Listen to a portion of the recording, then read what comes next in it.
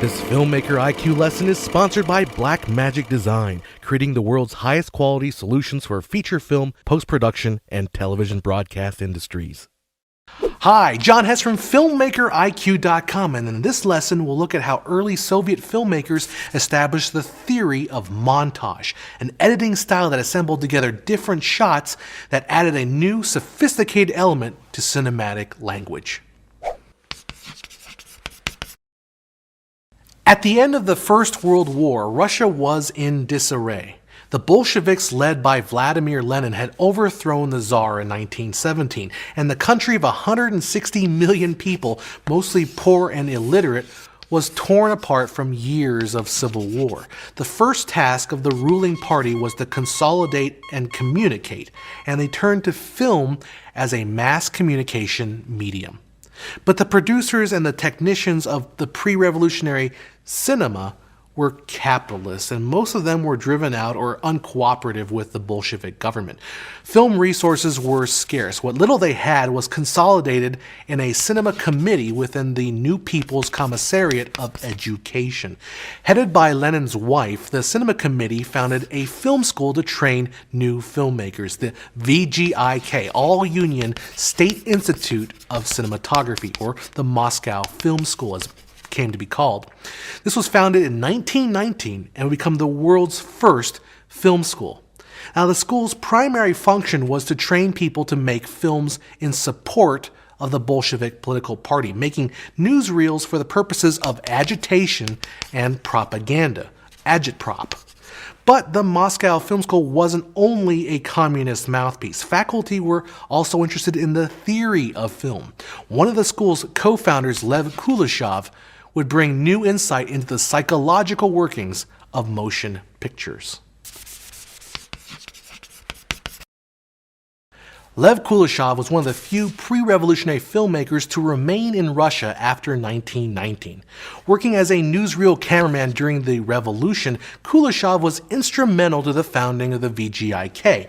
But Kuleshov's superiors at the film school didn't think the young 20-something could work well in a traditional curriculum setting, so they let him conduct his own study group outside the formal structure of the school. This study group became known as the Kuleshov Workshop and attracted the more radical and innovative film students.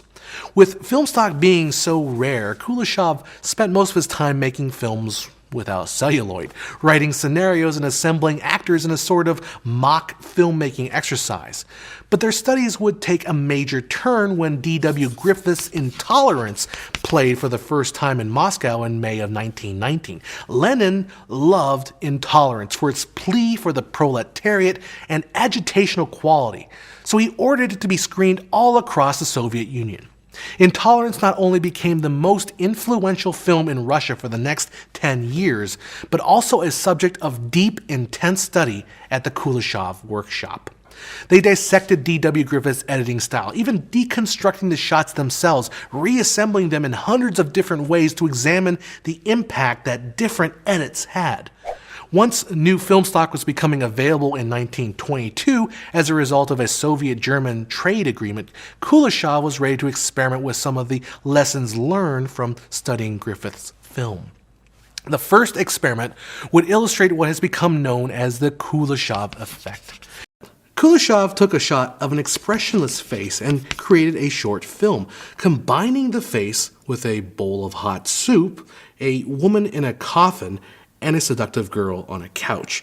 Now, he showed this film to audiences, and they raved about the range of emotion the actor portrayed, from pensiveness and hunger at the thought of long forgotten soup, to sadness and mourning at the loss of a loved one taken far, far too early, to lust and forbidden desire over the beautiful, sexy girl.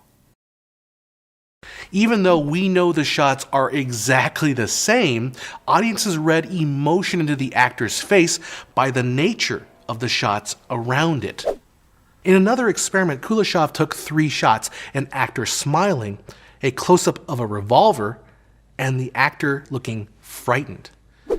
Shown to an audience, the interpretation was that the actor was growing cowardly. But reverse the order of the shots, and now the audience interprets the actor as growing brave. It's the exact same 3 shots, but the order changes the meaning.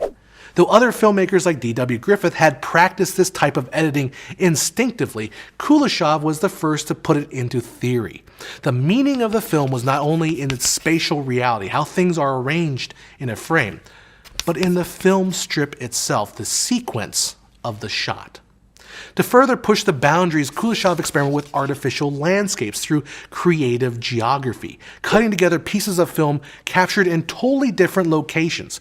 Kuleshov could create a believable, fictionalized geography in a film that didn't exist in real life. This was a departure from the continuity editing of the West that sought to smooth cuts with techniques like cutting on action and the 180-degree rule. Kuleshov was demonstrating that the film could transcend space and time, that the viewer could construct the geography in their own heads as they were watching the film. To Kuleshov, the creation of film didn't start when cameras rolled. That was just getting the raw material. A film is born in the edit, which the Soviets called montage, from the French verb monter, which means to assemble.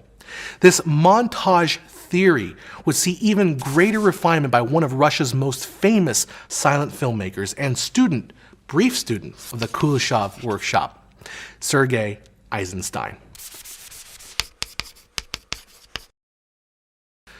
Sergei Eisenstein, along with D.W. Griffith, are the 2 pioneering geniuses of early cinema. Though Griffith would create the language of continuity editing through practice and practical problem solving, Eisenstein would approach film intellectually.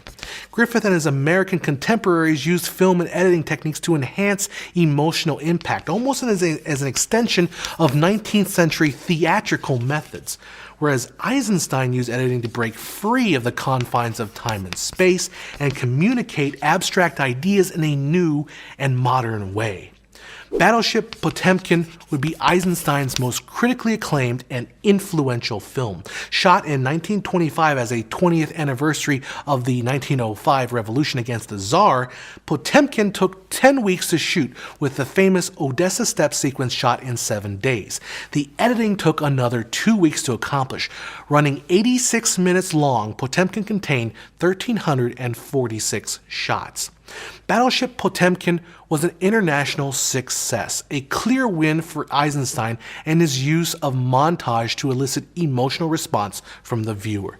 So influential was the film that Nazi propaganda minister Joseph Goebbels called it a marvelous film without equal in cinema. Anyone who had no firm political conviction could become a Bolshevik after seeing the film.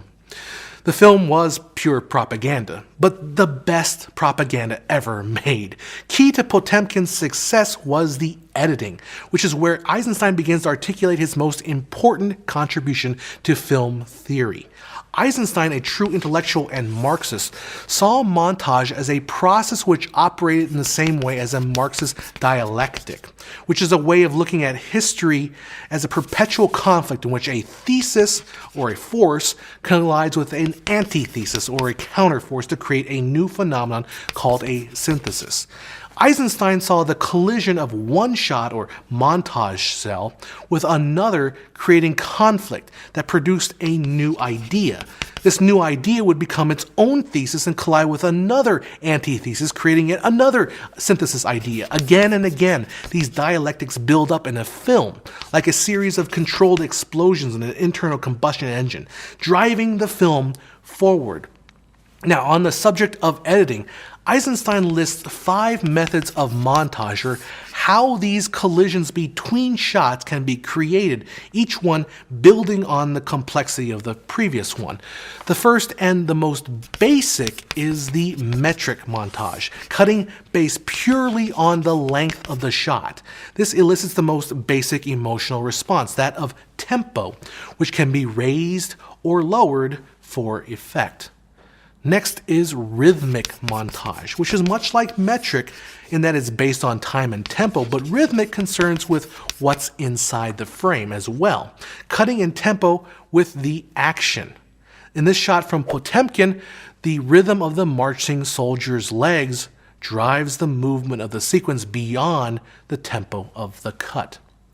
Next in complexity is the tonal montage, which isn't concerned with time, but with the tone of the shot, from the lighting, the shadows, the shapes of the frame. Cutting between shots of different aesthetic tones creates these Marxist dialectics. Above that is overtonal, which is a larger scale macro cell. It combines metric, rhythmic, and tonal montage, essentially how whole sequences play against each other.